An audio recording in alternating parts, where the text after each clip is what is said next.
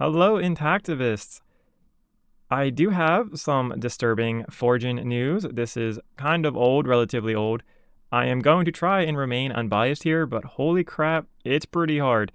I'm going to let you be the judge. Did Foregen commit a felony of misuse of personal data collection? And from an ethical standpoint, do you think Foregen should ever weaponize their medicine against anyone for any reason? Now, let's go ahead and begin.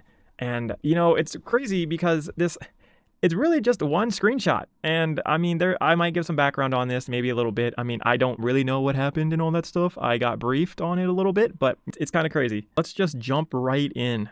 So Eric Cunningham worked for Foregen for many years, and he said this on Discord. We're going to go read through this line by line, and we're just going to go ahead and just kind of see what's up. I'm curious where he got the 35 million figure from and how he understands the finances of this endeavor better than us. Now, that right there, I was told they're talking about how much Foregen needs to go IPO. Now, I did some digging on this. I'm not sure, right? But if you go and you do the World STEM Cell Summit from Eric Clopper, the closest thing I could find was this. If you add this up here, 1 million, 3 million, 25 million, you got $29 million that Foregen needs, right, to go IPO. So that was Eric Clopper, and that was also 6 years ago when he did that summit. I don't know how this person did who got $35 million, but anyways, that's really not the point of this video at all. Eric Cunningham continues.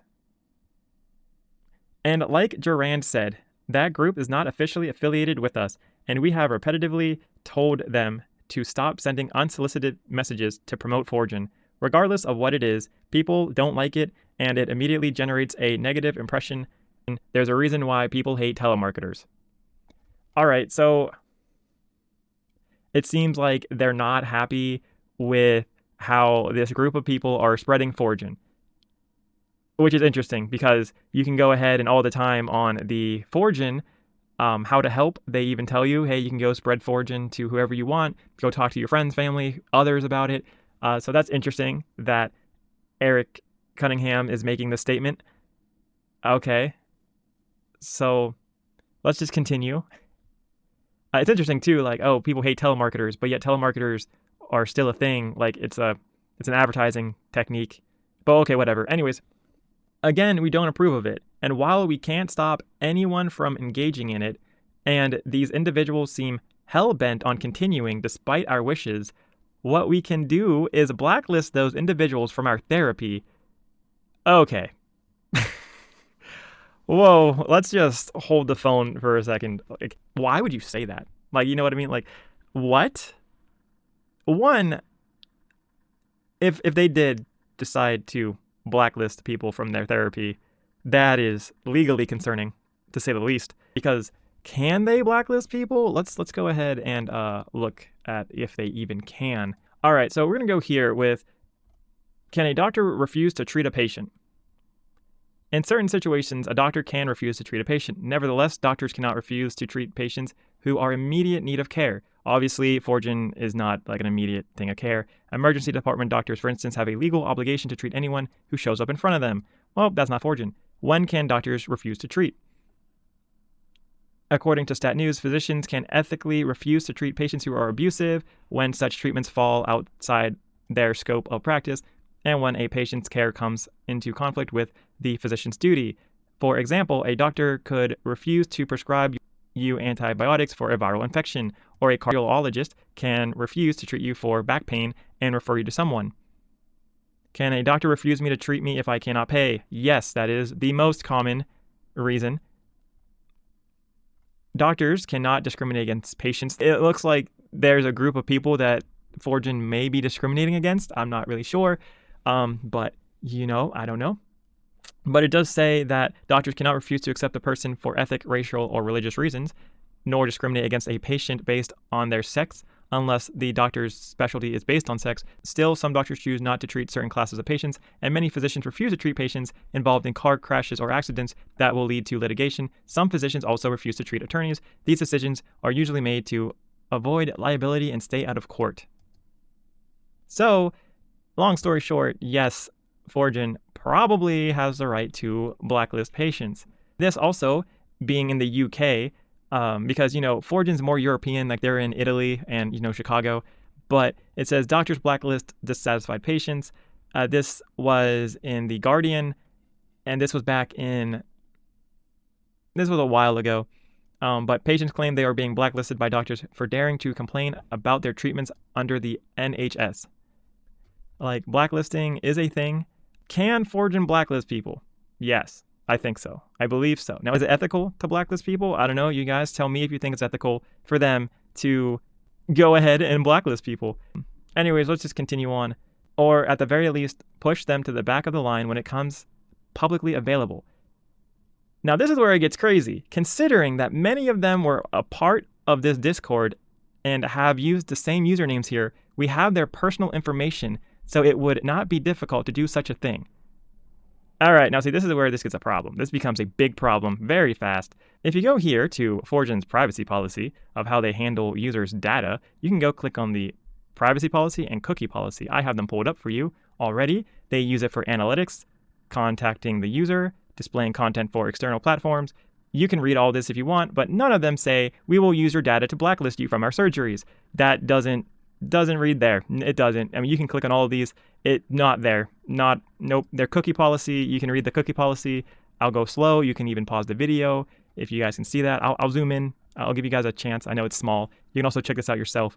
But yeah, nowhere in this does it say, oh, hey, we're going to use this to decide if you're eligible or not to go and get treated. And if we don't like you for whatever reason, we decide, maybe we think that you're too racist or you're too left, democratically, or you're too right, Republican, or, like whatever group of people they don't like it doesn't, it's like nothing there says, oh, hey, yeah, if we don't like you, we're going to use your data and we're going to push you in the back of the line. Now, ethically, I feel like most people are going to have a problem with that, but I don't care about your ethics because legally, there are big problems with this. So if we go to legal requirements for collecting personal data, here we go, just scroll on down here. How to comply with the law.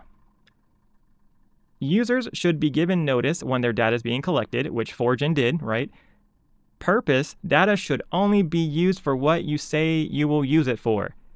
Yeah, I think that's a problem. I definitely don't think that Foregen expressed that to anybody. Like, hey, we will use your data against you. We will use your address, your credit card information, your name, that you used to donate your username on Discord to blacklist you from our surgeries. I don't think that was ever mentioned. And, I think many people are going to have an issue with, oh, wow, bro, these are donors. These aren't even anti-Foregen people.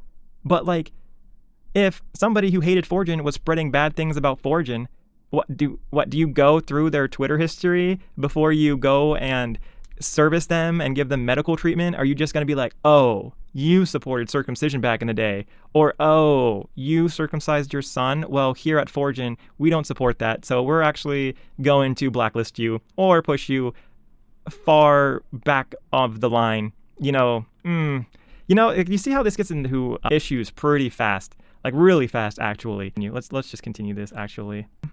7 examples of data misuse in the modern world. Here you go. You have commingling.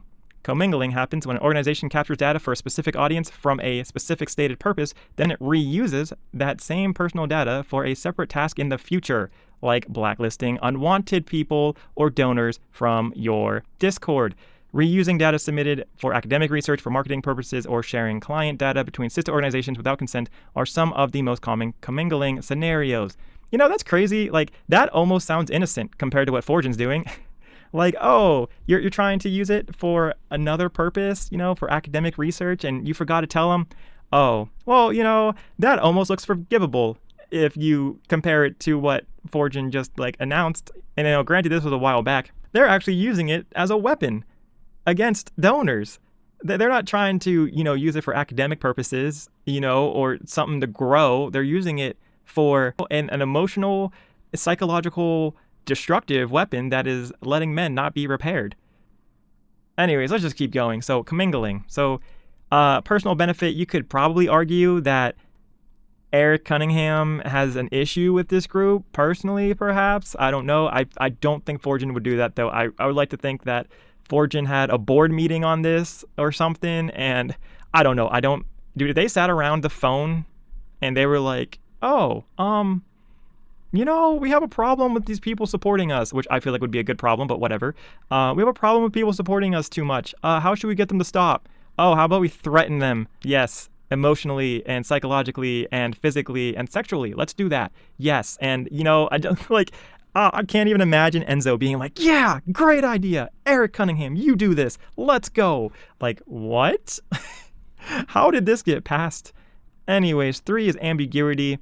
This occurs when the organization fails to explicitly disclose how user data is collected and what that data will be used for in a concise and accessible manner. Yeah, I think we could argue that ambiguity is also a problem here as well with Foregen. So at least 2 of the 3, I think Foregen... I mean, what do you guys think? Do you think Foregen's guilty of commingling and ambiguity of your personal data? I mean, especially based off of this message that they use to threaten you with. You know what I'm saying? Like, oh my gosh. All right, so moving on here. What are the damages available in a data privacy lawsuit? Let's scroll in here. All right. Compensatory damages, these are intended to compensate the plaintiff for the actual harm they suffered due to the data privacy breach. It can include monetary loss, such as identity theft related expenses, and non-monetary losses, such as emotional distress. Well, it's crazy because, Foregen, their mission is to heal the physical and psychological damage inherent to circumcision. So, point being, Foregen knows that this is a very sensitive topic. They know a lot of their donors are emotionally distressed. They know they're psychologically damaged. And just the fact that they would weaponize their surgery. I mean, what would you call it if you're not calling it weaponizing? What would you call that? So do you think that they would have something for emotional distress? Do you think that, oh, wow, you threatened these group of people, which I was told was in the 30s to 40s, because apparently Foregen promoted them before. I'm not really sure. I can show you that later. Anyways, statutory damages. This is some data privacy laws like California Consumers Privacy Act and the General Data Protection Regulations provide for statutory damages, which are predetermined amounts that can be awarded to plaintiffs without the need to prove actual harm. So, wow, that's crazy. Punitive damages. In cases where the defendant conduct is particularly egregious, punitive damages may be awarded to punish the wrongdoer and deter others from similar actions. Yeah, I don't know. I think that might be a problem. I think Foregen might have that issue here. I think most people would argue, what are you doing? But I don't know. Let me know down in the comments. Injunctive relief. Courts may issue injunctives to prevent further data breaches or compel the defendant to take specific actions to improve data security. Well, don't worry. It's Foregen admitting that they're leaking their own personal data they collected to their medical institutions. Equitable remedies. Plaintiffs may seek equitable remedies such as the destruction of wrongful obtained data or the implementation of stronger data protection measures. Once again, I don't think that's going to pertain to Foregen at all. I mean, once again, let me know what you guys think. Guys, look, this is super crazy. If you go to classaction.org, there's so many things that you can just go ahead and just go and get Foregen on, just what they said, in their quote. I don't know why they would even put this out on their Discord. This is not a good idea. I mean, I don't think it was a good idea. What do you guys think? It just feels like Foregen has this need to control their donors and what they say, and they will stop at nothing to be able to control the donors and supporters that they have. That's what it looks like to me. Now, notice how there's only one person that was like, oh, yeah, look, this is good, applauding. Also, if you go recheck it now, EJ Cunningham has changed his name. It's still the same picture, but it's a different name now. It's just weird. What are you doing? What are you doing? I don't know. Somebody, please, explain this to me.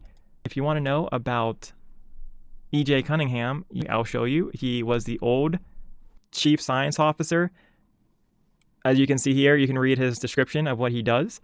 And so I don't really know why the chief science officer made that announcement. Once again, I don't know what kind of think tank Foregen has going on. I don't know what kind of legal team they even got going on. Honestly, I don't know how this even got past the idea phase, honestly, because this is a slippery slope.